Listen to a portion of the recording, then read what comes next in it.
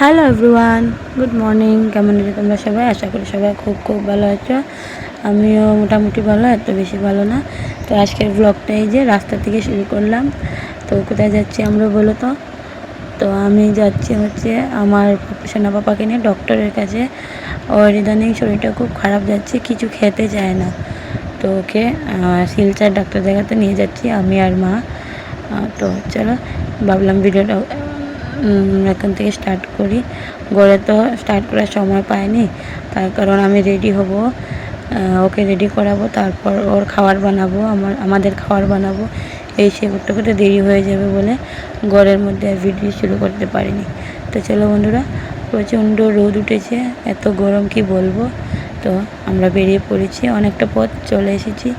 আর এই যে যাওয়ার পথে রাস্তার ধারে এত সুন্দর ভিউ, কি বলবো। এই যে এদিকে সবুজ সবুজ ধান ক্ষেত, তারপর উপরে এই সুন্দর নীল আকাশ, মানে দেখতে এতটা ভালো লাগছিল কি যে বলবো। আর এই ধানগুলো পেকে যাওয়ার পর আরও ভালো লাগবে। তো জানিও তো ভিউ দেখতে কেমন লাগছে তোমাদের। আর এই যে রাস্তাটা আমাদের নতুন হচ্ছে, এখনও রাস্তার কাজ চলছে। তো ওইদিকে অনেকটা সুন্দর হয়ে গেছে, এটা বাইপাসের রাস্তা, খুব সুন্দর হয়েছে রাস্তাটা, তাই না? তো চলো বন্ধুরা, যাওয়া যাক। 10-12 দিন দিয়ে একটু একটু কাশি দেয়। কেমন কাশি? খুব বেশি রাত্রের বেলা একটু বেশি দেয়। 10-12 দিন আগে না স্যার, এর আগে আসলো না। এটা ইঞ্জেকশন দিছিল যখন, তখন একটু জ্বর আর একটু কাশি হয়ে গেছিল। তোর বাসা কই? বাঘা বাজার। ও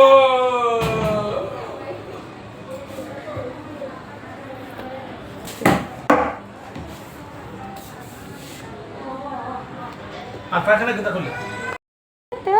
ইয়ে ফটো তিহান কই? না না, আদর আদর। আদর মানা আদর কে আমি তো আধা ঘন্টা লাগবে।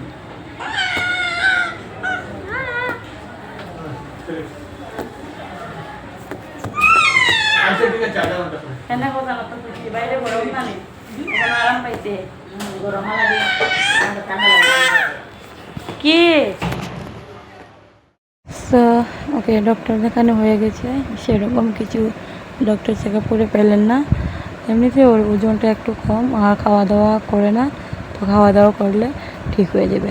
তারপর আমরা প্রায় 1:30-2টা মতো, সরি কী বলছি আমি, 3টা মতো বেজে গিয়েছিল। তারপর আমি আর মা চা খেলাম, কিছু আর খেলাম না। আর অটোতে উঠতেই দেখি কীরকম বৃষ্টি নেমে এসেছে, তাও না। আর যে গাড়িটাতে আমরা গেছিলাম, ওই গাড়িটার সাইডে পর্দাই নেই। আর এমন বৃষ্টি দিচ্ছিল গাড়ির ভিতরে দিয়ে, আমার এক সাইড পুরো ভিজে গিয়েছিলো, মারও এক সাইড পুরো ভিজে গিয়েছিলো। কোনো রকম পাপাটার শরীর ভেজেনি, ও মিডিলে থাকার কারণে। খুব জোরে জোরে বৃষ্টি হচ্ছিলো, পুরোটা আমি ক্যাপচার করতে পারিনি, কারণ ফোনটাও ভিজে যাচ্ছিলো আর পাপাটাও আমার খুলেছিল বলে। তো এরকমই চলছিল। তো চলো, বৃষ্টির মধ্যেই আমরা বললাম চলো, গাড়ির কোনো জায়গা থামানোর কোনো দরকার নেই, শুধু বাড়িতে গিয়ে পৌঁছি। তারপর সকালবেলা একটু সিদ্ধ ভাত খেয়ে এসেছিলাম আমি আর মা। তারপর অনেকটা খিদেও পেয়ে গিয়েছিলো, কিন্তু খাওয়া হয়নি, এই প্রচণ্ড গরম ছিল। তারপর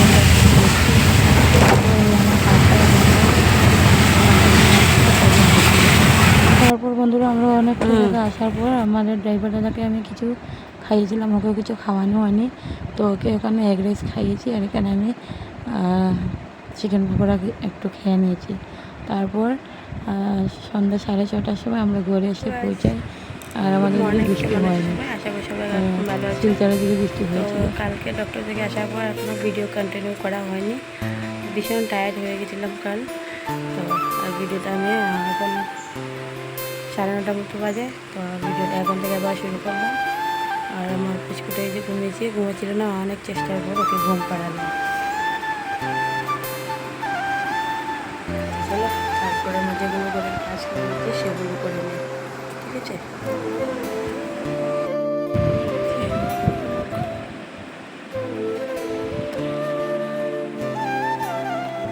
তো এই যে এগুলো ওষুধ কাল ডক্টরকে দিয়েছে, দেখেন।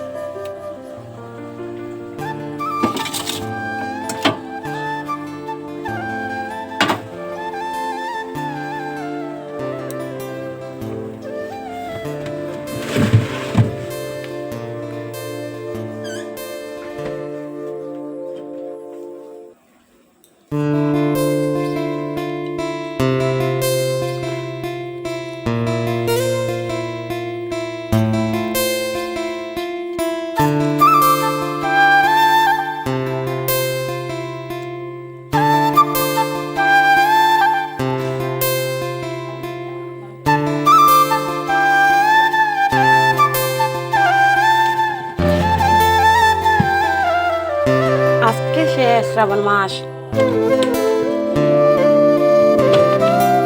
তো জন্মাষ্টমী আইয়ে ছাড়ছে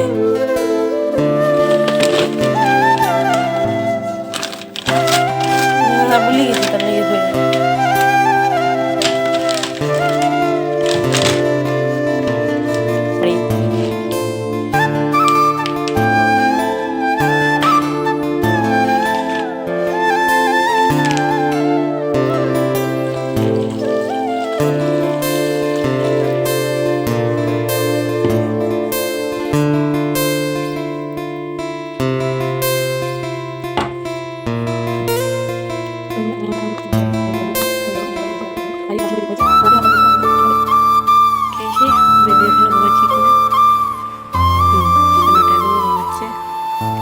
মাঝে মধ্যে দেখে না হচ্ছে ভীষণ চঞ্চল হয়ে গেছে ও এখন মানে ঘুম থেকে উঠে পড়ে কান্না করে না খুব কমই কান্না করে ও উঠে মানে ও এখন পাল্টি খাওয়া শিখিয়েছে তো পুরো এখানটা চলে আসে বারবার এসে দেখে যাই রান্না বসিয়ে আর মা গেল প্রচুর খাবার আনতে কি জানেন তো অঙ্গনবাড়ি থেকে ওকে খাবার দিচ্ছে ও আগে একবার পেয়ে গেছে খাবারটা এই চাল ডাল মটর ওগুলো দিয়ে দে আগে একবারও পেয়েছে এখন আবার ফোন করে দিদিমণিরা বললো নিয়ে যাবে তো মা ওগুলো আনতেই গেছে পরে আমি এখন একা আছি তারপর ভাইদিকে রান্না করছি বারবার এসে দেখতে করে আসছি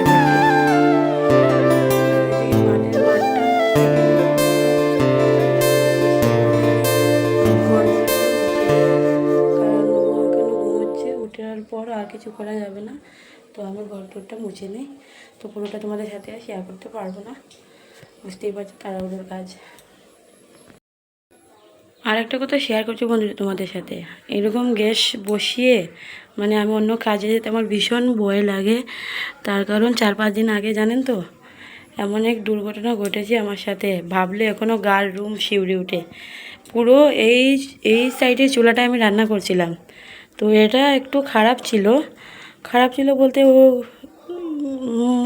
আগুনটা যে সময় ধরতো ভীষণ লাফাতো আগুনটা তা আমি এই চুলায় আগুন ধরাইনি ভয় পেয়ে ভাবছি আমার এটাতে করে নেই তারপর এই চুলাটাতে আমি ভাত রান্না করছিলাম হাঁড়িতেই রান্না করছিলাম তারপর এটা পুরোপুরি অফ ছিল চুলাটা এটাতে আমি টাচই করিনি আগুন তারপর হঠাৎ ভাতের মাঠটা আমি ছাঁকছিলাম তখন তারপর হঠাৎ দেখি এই চুলা ধাম করে ধাও করে আগুন লেগে গেছে পুরো এখানটায় লেগে আগুনটা এখানে অবধি ট্রান্সফার হয়ে গেছে তারপর ভয়ে কি করলাম আমি মাকে ডেকে ভয় পেয়ে ওই রুমের দিকে ছুটে যাচ্ছিলাম তখন মনে হলো এই ঘরে তো আমার বাচ্চা আছে যদি কিছু হয় সাহস করে এসে আমি সিলিন্ডারটা অফ করছিলাম সিলিন্ডারটা আমি অফ করে যাই তখন দেখি ওখান থেকে আগুনটা নিভছে না তারপর আমি এরকম কাপড় দিয়ে এরকম করছি অনেক চেষ্টার পর এই আগুনটা আমি নিভাতে পেরেছিলাম সেই দিন থেকে আমার চুলায় আগুন রেখে অন্য ঘরে যেতে ভীষণ ভয় লাগে আজ অবধি আমার মনে হলে গ্যাসে হাত দিতে আমার প্রচণ্ড ভয় লাগে তো চলো আমার একটা ফোন চলে এসেছে আমি ফোনে কথা বলে নেই বন্ধুরা পরে আবার বলছি তোমাদের সাথে কথা উঠে পড়েছি ঘুম থেকে হ্যালো উঠে গিয়েছে গরম লাগছে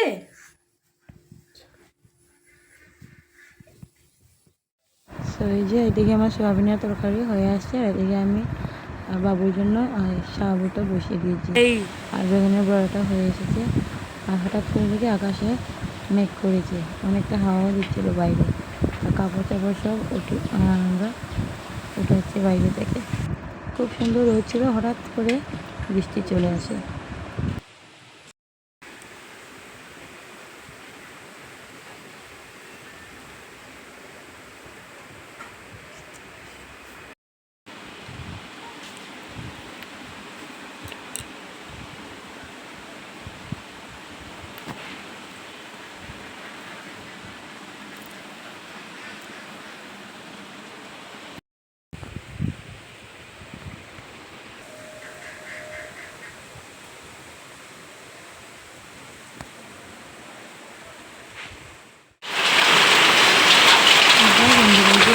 বৃষ্টি চলে এসেছে